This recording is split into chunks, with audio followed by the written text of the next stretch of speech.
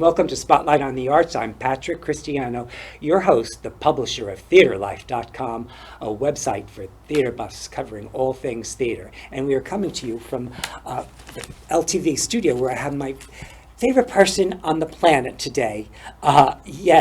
Jayne Sherman, who is a theater producer. She's produced Kinky Boots, which is one of my favorite things on Broadway, amongst many, many others. And you have a new show that you've just brought to town. The Kite Runner. Jayne, thank you so much for coming. Thank you. It's a pleasure to be back. Very excited about The Kite Runner, based on the best-selling book. It's a beautiful production. It's a play, not a musical. You remember, I just saw it Saturday, so I was blown away by how you could. It's an epic piece. I mean, it's really an epic piece, and it's a beloved novel, which I discovered afterwards. There's so many people were in love with that they'd seen, and they go, how could you bring this to Broadway? They thought, and then I go there and I see this. So, tell us, how did you? Well, Matthew Spangler wrote the play. He worked with Khaled Hosseini, who wrote the book. And it was done originally in the UK, and it toured there. It was very successful. It's had a long road to Broadway. We've made some changes here, and we have found an amazing, authentic cast. That was incredible too, because they're all Afghanistan. Well, no, we have 3 people involved with the show that are Afghans, but Iran. That's what I meant. Yeah, from the region. Right, Armenian. They all bring to it not only their joy as actors and being employed, but a connection to the nature of the story of immigration, of refugee. So it's a very special familial group. Yeah, before we go too far, let's just show the poster for the show, which was stunning, absolutely stunning. And the poster also captures very much what you felt in the theater. That's the other thing that was so fabulous. The video, what do you call them? The projections. Yeah. The projections that changed the scenes and evolved. Mm-hmm. They were just beautiful, almost haunting in a way. Right. Yeah. Well, the desire is to have an intimate setting, so you don't want sets that are moving and turning, and it's a very creative design. So we have a sizzle reel. Okay. So let's show the people a little bit of the sizzle reel, I think, captures the essence beautifully. So let's have it. I'm going to run that blue kite for you. Come back with it. For you, 1,000 times over.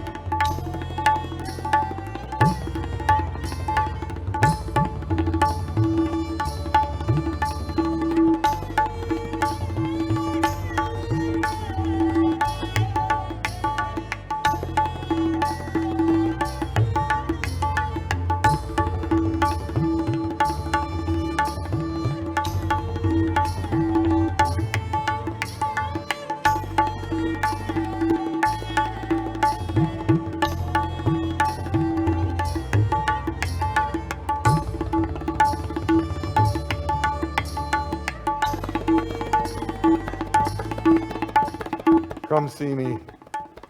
There is a way to be good again.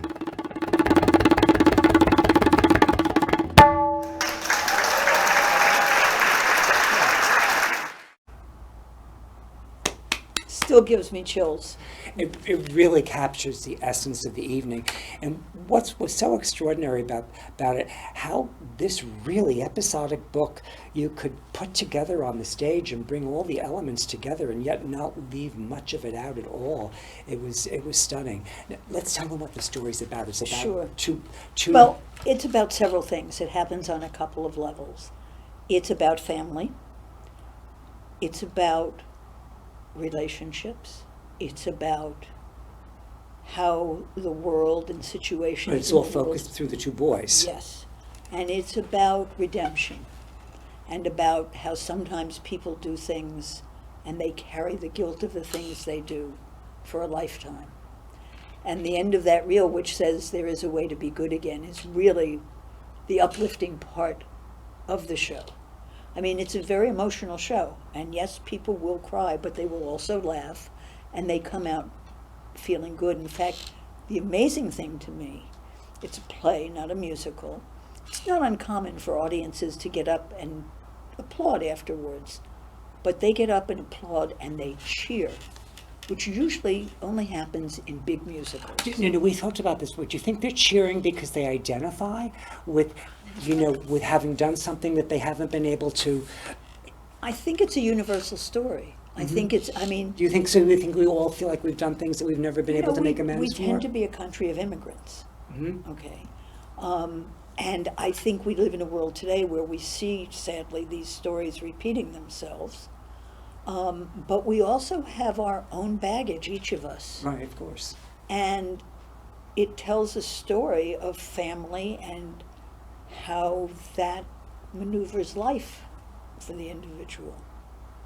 But it's told through two friends. Yes, two friends, And but who are really, it takes place in Afghanistan, and it's about the class system there. So they're friends, they grow up as boys together, but one is the son of a wealthy man, and the other is the son of the family servant. So, he really is basically the servant to the one he's. yes. The two boys Yes. play together, but it's like Yes. he's playing with his servant. But on a certain level, they are, of course, best Oh yes, friends. they were bound. They Yeah. they were at the hip. Where how is it? It's at the heart. Where's Yes. They were At the heart. and how much more can we tell the people? Well, about? for those who have read the book, They'll know everything, of course. they'll know. But it's interesting because very often when somebody reads a book, they're afraid to see it in another medium. People who love the book are loving the play. People who don't know the book are loving the play. Our word of mouth, excuse me, our audience response is amazing. It's a very vocal audience during the performance. You can hear when people are startled or apprehensive or laughing. It's set, we purposely want it to be in a small, intimate theater. It's a beautiful theater, the Hayes. It's gorgeous. And the evening I saw it, the audience just cheered and cheered afterwards, and it was almost a packed house. Yeah. Now, it opened on July 21st, and it actually is a limited run through October 30th. So if you want to see this, you have to get your tickets. And it's a real limited run because we rent the theater Mhm. and they need it for another show. But there will be a tour. It's built into this production. But the tour will probably be a year from now. We're putting it together now. Now, what, besides all the wonderful elements, I mean, the projections were fabulous, the actors had to incorporate this wonderful movement that gave you the flow of the piece and the feelings of it. It was just, and go from this movement into scenes. So in addition to... So what I wanted to say about that was those actors were not just good actors; they had to be movement people, and just it was stunning. Okay, I'm sorry. And they worked also with a director, with a musical director, because of the instruments that they use, the Schwierborgens that make those sounds that enhance some of the drama. But we also had a cultural consultant to make sure that the movements were appropriate and correct so that people from the region would recognize it that way. Oh, And the usual fight coordinators, things like that. everything about it was just so fluid and beautiful. I also want to talk about, because your cast was just, everybody in the cast was wonderful as well. But at the center were the two boys and the father, of course. But I'd like to talk about them both, because Sure. we have what's his name, Amir Arison, Yes, who played Amir. he played Amir, and he actually left a very successful TV show called The Blacklist, where he was for 9 years to come do this show, because he found it very challenging. He loved this story. It touched his life. And the young boy, Eric Sorokian, who played like the servant in a Son. way, the servant's son, who was his best friend. He was extraordinary. I mean, this man has such access to his emotional life that you just took your breath away. I think in the he's very scenes special. that I think he's very special. And you tell the story about how he presented himself to the casting. He presented to the casting director. He didn't come through a manager or an agent, and everybody fell in love with him. So, and we have a number of our actors who are making their Broadway debut. They're seasoned actors, Mhm. but this is their Broadway debut, so it's special for them on that level too.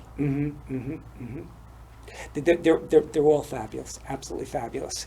And then you did this with Daryl Roth too. She was part of this. She executive produced, Mhm. but the people actually that brought me in, my producing partners, are from BBT, Victoria Lang, Ryan You know, Bodner. what I'm really curious about is how much do you how much can you and do you allow yourself to immerse yourself into the elements of putting it together? Because you told me you saw it probably 20, 25, 30 times Easily. maybe. Well, because you start with the script, then you sit through casting, Mm-hmm. and then you have rehearsals and tech rehearsals, and once a show is up in previews, you watch it pretty frequently because you're making changes, you're making notes. There comes a point when you freeze the show, but even after freezing the show for press and then opening, I like to come back every week or 10 days at least. I would think it's important because Yeah. because people get too comfortable. Well, interestingly enough, it keeps getting tighter and better. Oh. I was there the other day at the You know Wednesday why? matinee. You know why? It's because of the movement. Because the Maybe, yeah. No, because of the movement, you have to stay on top of that continuously. It's something you can't let. And so and the movement, the more you do it, the more it becomes like it's like an ingrained thing. Do you know what I'm saying? That's possible. I didn't come to this from the stage, so, Yeah. but they all. It becomes muscle memory, so it Yes, makes it. I'm sure that's true. I'm Mhm. sure that's true. it's- And they play off the audience also, as all actors do. You have to. And we've had such incredibly receptive, vocal, in the appropriate way, audiences. Well, it's a blessing to have that. Now, you have another show that's coming Yes. that we want to talk about a little bit. It's called The Ohio State Murders, and it's by Adrian Kennedy. Audrey Kennedy, yes. Adrian Kennedy, who's And 91 years old. She will make her Broadway debut as a playwright at 91. But she's got a body of work that a looks huge- amazing. And a hugely revered and respected body of work. She has won all sorts of awards, and it's very exciting because this play will be the inaugural play in the new James Earl Jones Theater, which was recently renovated and renamed. And after you told me this was happening, I had gotten a press release about it, but you get lots of press releases. I didn't read it thoroughly, but I went back and I started reading up on this. This sounds like really fascinating piece. It is. And then to have Audra McDonald doing it, coming back to Broadway after Yep. it's only been a few years, but every time she comes Yes. before the stage, it's an event, right? Well, and she really wanted to do this. During the pandemic, I worked with Jeffrey Richards and Rebecca Gold and some other producers to do some Zoom readings with big-name people to benefit the Actors Fund. Right. And this was one of the pieces, and she really wanted to see this piece produced, as did we. She did a Zoom reading She with did it? the Zoom reading, Oh, I yeah. wish we'd seen it. She did the whole thing then, once? Oh, how cool. And it's, people will be thrilled. It's about 80 minutes. When did they do the Zoom reading? Do you know what the date? 2020. Okay. Right in the Yeah, heat of the and pandemic. It was part of a series of 7 to benefit the Actors Fund. Mm-hmm. Well, that's a really good cause. Yeah, which has changed its name to the Everything Fund, Theater Everything or something. I can never remember. Because they help everybody in theater, but I still call it the Actors Fund. In any event, it's a short piece. It's 75 minutes. 75, 80 minutes, but it's a big play. And it unfolds. And it's basically, from what I just, tell me if I'm wrong, what I got of it, it's pretty much her thing. Well, and there are 4 but other there are other characters. characters, There are other but characters. but she's she going will to play be 2 characters. She will play her contemporary character and a younger version of that character. Oh, okay. And so I think it'll be very exciting. It's a thriller. It's a mystery. That's what really And was it- interesting too about it. Is about race, and it unravels as a good thriller. How much more can we tell them? Well, About it this. starts previews No, I November mean 11th. about the story. I can't tell you too much because I don't want to give it away. It really does unravel. Can we tell them where it's set? Yes, it's set at a college campus. She is an acclaimed author who has been invited back to her school to discuss the violence in her work. And she begins to tell this story. And that's all I'm saying. Okay, that's good. But it's quite a story. and she's discussing the violence in her work to an audience, and we're going to be the audience. Yes. So she's going to be breaking the fourth wall. Then she'll be talking directly to us. Well, she'll be at a podium and for part of it, you know, as But I mean, will one- it be to break directly to the audience? we'll see what Kenny Leon does with the Oh, direction. so you have a decision that hasn't been made yet. Sorry. Very interesting. So I can't wait. Now let's we have a no, we didn't. Audra, how many 6 Tony Awards? 6 Tony Awards. And I think I've seen every show she did for first with Masterclass, which I will still remember forever. Well, my Broadway debut was the original revival of A Raisin in the Sun with Audra McDonald and Felicia Rashad and, oh yes, P. Diddy. You produced that too, didn't you? I forgot that one. Sorry about that, That's dear. okay. That was really wonderful, and she was wonderful in that as well, too. Yes, yeah. indeed. She's quite remarkable. Can we talk about Pete Diddy? Anyway, I'm sorry. He was quite good, though. I will say this. From he- night 1 till night last, he never stopped working. Yeah, he had to. No, but I'm sorry. he really worked No, very no, hard. and I'm sorry. I'm being He I'm did being hard. everything a producer could ever ask of somebody. He never I said agree. no to any kind of press I heard this or too. anything. Yeah, so I I have great respect for the way he I'm did sorry. that. No, That's okay. I'm sorry to poke fun at him because I do poke fun at him because he's not a real actor, and he had to do that, and he had to Yes. work hard every And he single was night. with And, great and, actors. and he brought all the money there. We made it happen. Without him, it wouldn't. It Well, wouldn't I have don't been. know if that, he had these 2 wonderful Well, women oh yeah, but I mean, if the who won Tonys. they won the Tonys, right? But, I mean, it was packed though. Yes. That was Was the hardest ticket to get. yes, absolutely.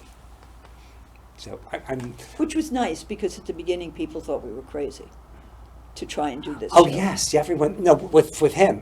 You But know. no, to do the play, period. Why?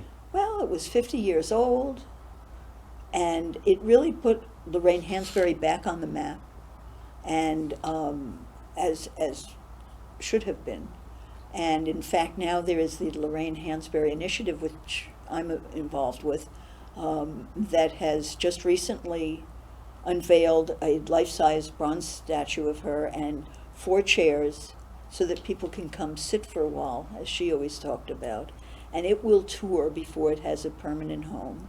And the other part of the initiative is a scholarship adjacent that is specifically to help non-binary women of color, so that they, when they go to school and graduate school, they have monies on top of their scholarships to help them eat and find a place to live and be able to attend, so that they can make the connections and meet the people that will help them move forward in their careers.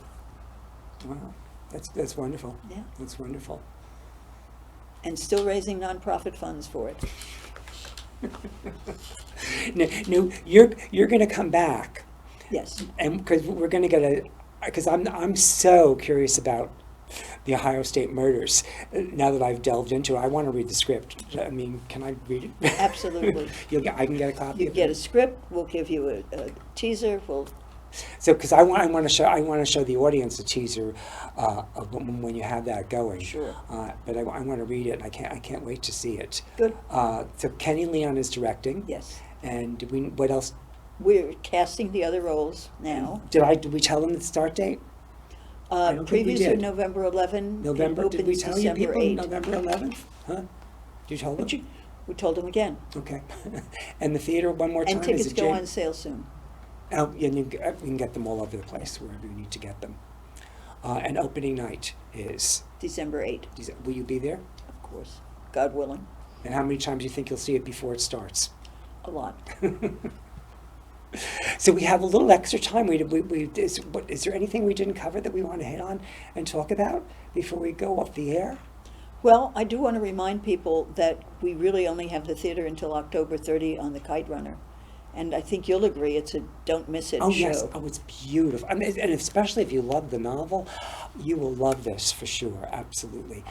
In addition to the cast, we have a gentleman named Solar, who is on stage most of the show playing tabla music, live tabla music. It's really an unusual night at the theater. It's a beautiful piece. It's stunning. It really is. It's good. And all the elements, the way it moves together, and it morphs. It just keeps morphing from one thing, to a musical thing, to an acting, and yet it's all telling the same story at the same time in this movement and scenes. And the most important thing is Broadway is back. Yeah, and they don't have to wear masks anymore either. Well, we did something interesting at the Kite Runner. Yes. Because the mask mandate was lifted, and we knew there were people that were still uncomfortable, we started course. Masked Fridays, so that people who are Cool. immunocompromised or just uncomfortable would have an evening where they knew everybody had to be masked. I love it. And it met with great success and a lot of interest. And so, starting right after Labor Day, on Wednesday matinees, we're going to require masks as well, so that people who aren't comfortable yet. Yeah, because a lot of people aren't. And I mean, when I say a lot of people, it's not the big part of the population, but there's a segment of the population that could be easily affected by this and are affected by it. Even when they even I have a friend right now that's a mature person that's from some reason has a lasting effect from the COVID virus. Sure. And it's a new variant that isn't so serious. And we're very careful with our casts. Mhm. We don't let people backstage anymore. I think all theaters should do that. Well, I think all theaters are doing that. They are having masked Yeah, Fridays. and we test everybody regularly. No, I thought everybody should do masked Fridays. That's what I meant. I don't know that anybody's picked that up, but there have I been, think they Lincoln should. I Center think it's still really requires smart. mask at their performances. Who does? Lincoln Center. Okay. And I was involved with the Minutes, which closed recently That was as That was a wonderful planned. show too. And we kept a mask mandate there. So, a Did couple you- of others did too. It just closed, right? Yeah, recently. Did you get any awards with that? It's too soon. Wasn't that last season, the Minutes? No, it started, we were in previews when everything shut down for COVID. And Oh, that's what then it we was. came back. So this Minutes will be for next season. Yes. But that's for the Tony Awards. But did we? Oh, no, I take that back. I'm sorry. We did. We were nominated, and I think we did win one Tony. We didn't win Best Play. but Because I thought you were nominated for Best Play yes, this year. we were. You have too many irons in the fire, my dear. And every season you're nominated for Best Play. Not It's hard to necessarily. keep it all I straight. don't always have a show every season. This has been No, a but- busy time catching up. But you're going pretty strong, it seems to me. You've always got something new happening. Every time I run it, and you were doing a film once. Yes, I have a film that's restarting in October also called Lily, about Lily Ledbetter, the woman for whom the Equal Pay for Women's Rights bill was signed, starring Patricia Clarkson, and we go back into production in Atlanta. And that's wonderful. Who wrote that? Rachel Feldman, who's also directing it. Oh, how cool! And what made you get involved? How did you get involved? Because it's a really good story. I was approached by actually a Broadway producer that I know, and I actually know Patricia Clarkson, but that's not, I mean, that was part of the draw. Right. But it's a good script, and it's an Because important she's wonderful. story. Patricia Clarkson is fabulous. Yes, and it's an important story, especially now, just like The Kite Runner is an important story, unfortunately, that is really as relevant today as it was when it was written almost 20 years ago. What do you think makes it the most relevant? Which, The Kite Kite Runner? Runner, yes. Well, look what's happening in Afghanistan today. The Taliban is back. Mm-hmm. There is still this Pashtun versus, if it's actually Sunni versus, and it's something we don't focus on here. No, at all. No. It's over our heads. We don't even give it it's like almost we don't even pay attention to the war. Yeah, and the Sunni versus Shiite issue is something that's hard for us to understand, although It's very difficult to comprehend. look what's yes. going on Even- in our country today. So I just think it's a very, very timely Yes. Look. Oh, I see what you're talking about there. So it and parallels the in that way personal too. as well as the global, Mm-hmm. Mm-hmm. because on some level I suppose you could call The Kite Runner political, but it really isn't. It's No, about because people and how at the they heart- deal because- with the politics of the world. Because the reason it's not political is because it's at the heart. It's about the emotions of the two boys. And the lives of people who are affected by what's happening. Well, now we've run out of time. So thank you so much for coming, Jane. Thanks for You're my having me, favorite Patrick. person on the planet. Aw. And I look forward to seeing you next month. And you're going to tell us more about the Ohio State murders. Absolutely. Thank you. Thank you.